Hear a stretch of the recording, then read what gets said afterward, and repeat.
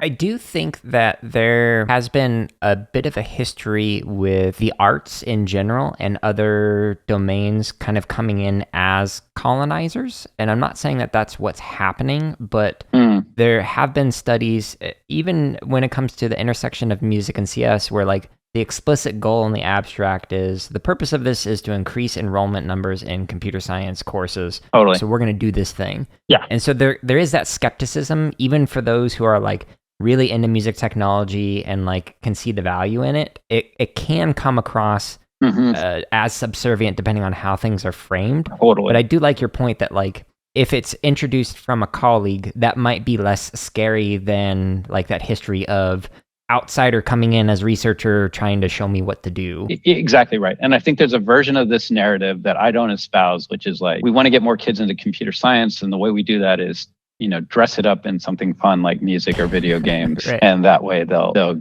get excited about computer science because we're kind of almost like tricking them into it's the sort of classic chocolate covered broccoli, narrative, which, I definitely don't agree with. And I've really been, the more I get into this, the more I'm thinking like, this is a really interesting way to think about music education. So music education, right? Like I learned how to play viola starting in middle school. I learned by the Suzuki method and it was torture, right? Like it was like play Twinkle Twinkle Little Star until your fingers bleed. Literally. Yeah.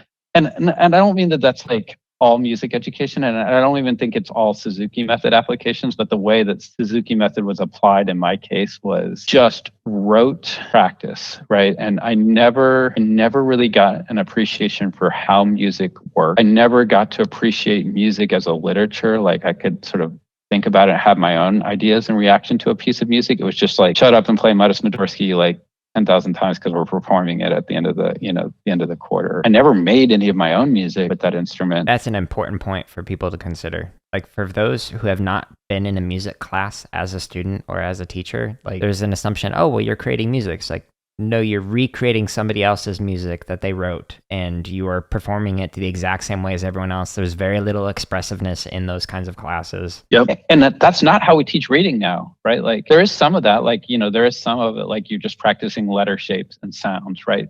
But there's also like, you choose the books that are interesting to you. Yeah.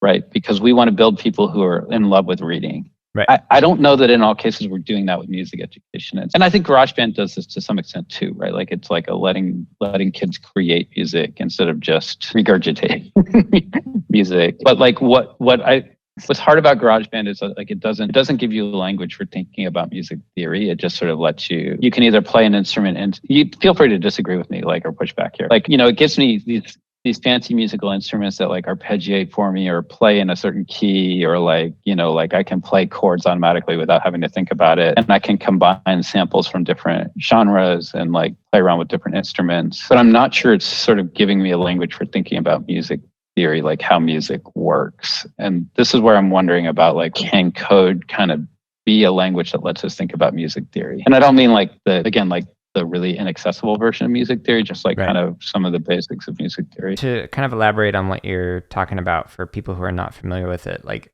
I've done a lot of music theory, more than I'd like. And like my best friend has like a Ph.D. in composition. And the way that he talks about music theory is that it was designed to analyze the end product and was not actually used to create that product. So music theory is not necessarily helpful for composing music as much as it is for understanding a way of looking at how it sounds the way that it does.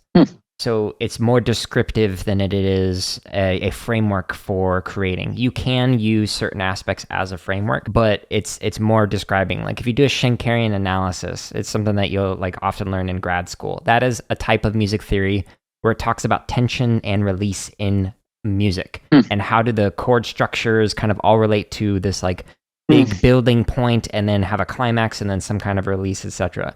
And it's a fascinating way of studying it, but it really does nothing to make me a better composer. And it's not how I actually think when I do it. So that it is that weird kind of, is this useful for creating or is this useful for listening and understanding after the fact? Right. That's super fascinating. I hadn't heard that before. Like, don't scales and keys and diatonic chords like give you a framework for creation of music? Those are more of like the letters and the words than it is like how the paragraphs work together. Like it's very rudimentary tools that you will use.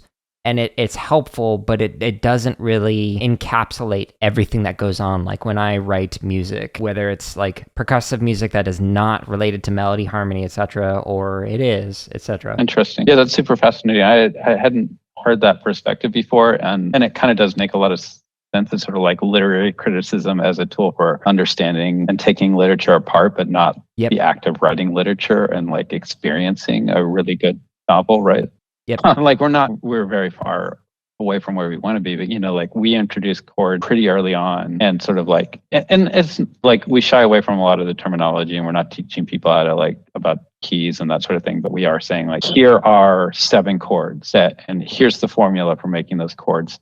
Play around with the chords, find ones that sound good together to you. Yep. And then here's how you can put them into a piece of music, and like then it's like, okay, once you have your chords, here's how you can create an arpeggio, right? Like, and we go pretty early on with that kind of approach to sort of scaffold up the creation of pieces. I don't know how well it works yet, but that's been kind of our approach. Yeah, I took a class during my master's that was learning how to compose in the style of different composers over the course of the last couple hundred years. And what was fascinating is we used music theory to analyze basically their patterns of musical discourse and to try and figure out, if I were to write in the style of Schubert, my chord structure might be like this, but if I were to write in the style of Beethoven, it would be like this instead. Yes. And then it was the variations from that framework to go, but Schubert would have had this kind of embellishment that is atypical than what Beethoven would have done, etc. So it was helpful for figuring that out. Yeah, that's really interesting. Yeah. Well, I'm glad you think so, but I'm a nerd when it comes to that. This excerpt of the CSK8 podcast was from episode 189, which is titled Computational Literacies with Michael Horn. You can listen to this episode as well as hundreds more by simply searching for the CSK8 podcast on your favorite podcast app.